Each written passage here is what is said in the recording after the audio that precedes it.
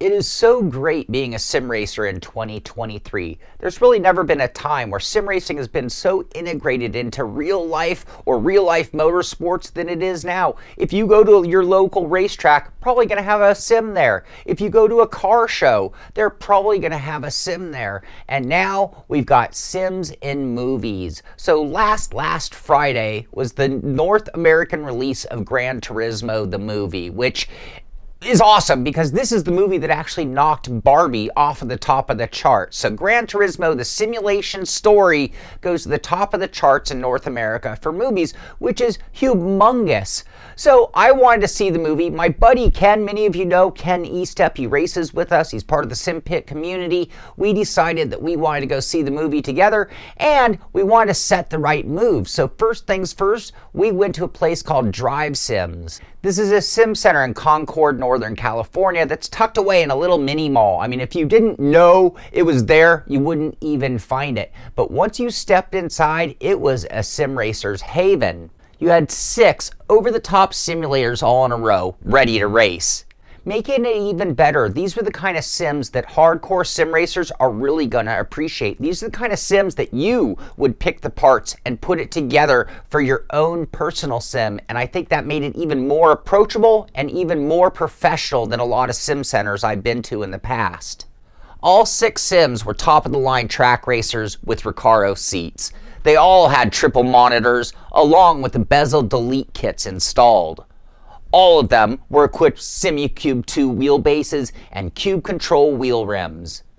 Then at your feet, you had the Azatec Forte pedals with the Invicta brake pedal installed on them. I've never even used these before, so that was a bonus for me. The list of quality goes on with Husingveld handbrakes, V&M shifters, and even VR if you wanted it. And if those descriptions weren't good enough for you, 2 of the 6 were equipped with D-Box 4-post motion simulators and also had the higher-end Cube Control Pro wheels with touch displays. Of course, Ken and I opted for those 2 rigs, which were coincidentally sitting side by side. One was named for Lewis Hamilton, the other for Ayrton Senna. I went ahead and jumped in the Ayrton Senna, and Ken jumped into the Hamilton rig as we set out at Spa in Assetto Corsa Competizione. We took this very seriously. Both of us brought driving gloves, both of us brought our driving shoes, and we did a bunch of lead and follow with both of us trying to make passes constantly just to really take in the action and take it to that level 10, including having a couple of collisions. Oh, sorry, Ken. Oh, I totally smashed you. In the end, it was a total blast, and what was great, it was tried and true gear. I got in and I felt super comfortable because it felt like the kind of kit that I would run at my home or the kind of dream kit that you would want to put together yourself. So it really was a great driving experience, and I'm sure that Ken and I will end up going back to that place again, Drive Sims in Concord. So after that, it was movie time. We had to drive over to the theater, we picked up some popcorn, we picked up some drinks, and then we got those premium reclining seats for our viewing of Gran Turismo. You already know the storyline. Jan Martinborough wins the GT Academy. He goes on to a very successful racing career. And they follow this in a very loose and fast Hollywood sort of way. And this movie does check all of the boxes of a typical racing movie. So you've got the family drama, a driver who wants to be a driver with a family who doubts his decisions. You think you're gonna play a stupid video game about cars or you're gonna become a race car driver? But it all comes full circle in the end to give you a Terry moment. Check. You have a very weak love story that easily could have played a bigger role in their fantastical version of the story, but you had it there. Check. You have the creator of the whole concept and the believer that a sim racer can become a professional race car driver. What is this? It's a contest. The best Gran Turismo players in the world get a chance to compete in professional racing. And he's pushing for the whole program to go forward. Check. You've got the non-believer, a disgruntled former racer, turned mechanic, now turned crew chief / coach who doesn't believe a sim racer can be turned into a pro racer. You really think you're gonna take a kid who plays video games in their bedroom, you're gonna strap them to a 200-mile-an-hour rocket it'll tear him to pieces. But he can be won over by Yan, and that is a big part of the storyline of the movie, and actually one of my favorite parts. Check. Then, of course, you have the rivalries. First, it's the GT Academy drivers, a few that would become your friends, and one that would become the guy you had to beat to win the whole thing. So you got that rivalry. Then you got the all-too-easy racing story of the rich kid dressed in black who is an asshole on the track, but he's there to become your rivalry as well. Check. Oh, and then you do have the Fast and the Furious requirements of a movie. You've got the magical gear that gives you phantom power to make the pass, or a driver who can just urge or will the car to go that much faster. Those grounded in reality know this isn't very realistic, but you knew it was coming. You knew it was going to be in the movie. Big giant check. So without giving away too much of the movie, you get an idea what to expect going in.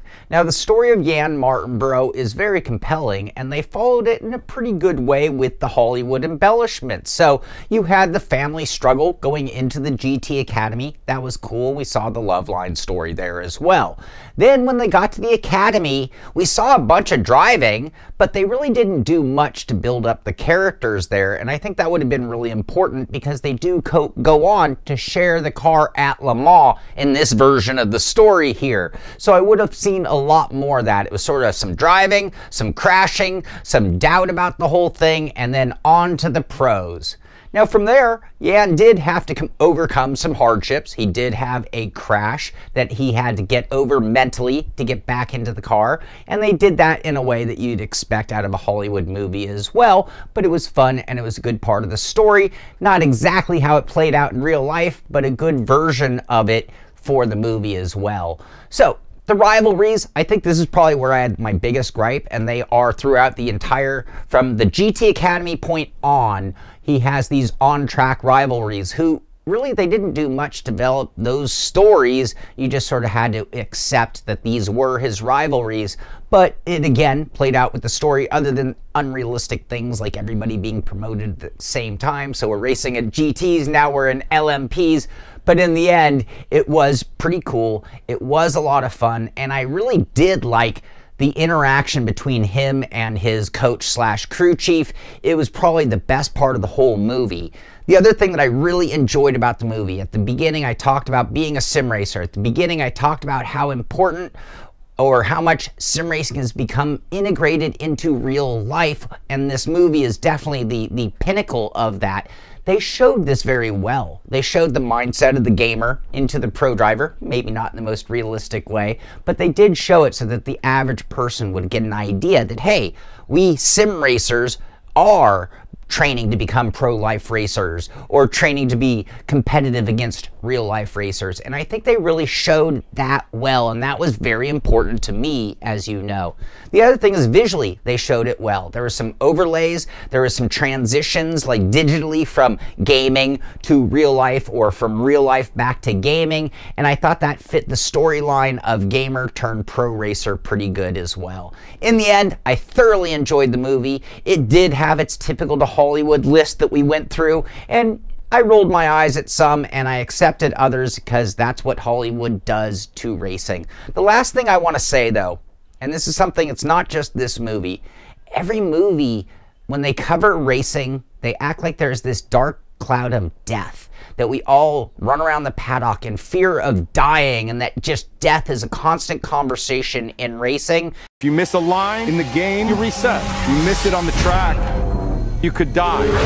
Whether you're talking Gran Turismo, whether you're talking Driven, whether you're talking Days of Thunder, it doesn't matter. Hollywood does this. They act like there's this black cloud over every paddock in racing. I would like them to not act like it's doom and gloom in the racing world. But beyond that, thoroughly enjoyed the movie. I will definitely watch it again, and I know Ken enjoyed it as well. So I hope you enjoyed this review or my thoughts on Gran Turismo. I hope you enjoyed the way Ken and I set this whole thing up, going to a sim center, getting into the mindset of racing, and then reclining in our seats and enjoying the movie. And I recommend you do the same thing, especially if you have a sim racing friend that you can meet somewhere and actually meet in person instead of just online. So that's going to do it for this one. Thank you for watching. Be sure to subscribe so that you can find out when our next video comes out. Be sure to thumbs up if you enjoyed it. And I already thanked you for watching. This is the Simpit.